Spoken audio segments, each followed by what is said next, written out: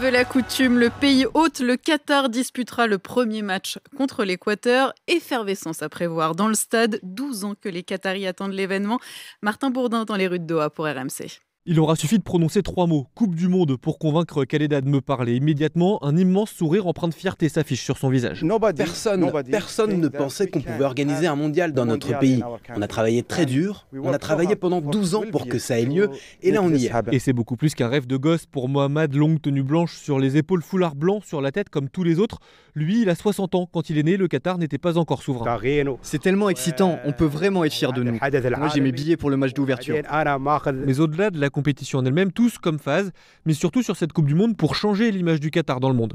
Personne ne connaît vraiment notre pays, on est tout petit.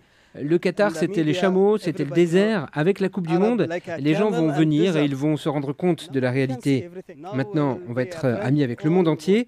Ça va changer, les touristes vont venir. En revanche, sur le côté sportif, quand on leur parle de leurs espoirs pour leur équipe nationale, personne ne se fait trop d'illusions. On ne leur en demande pas beaucoup. Déjà, on joue une Coupe du Monde, c'est bien.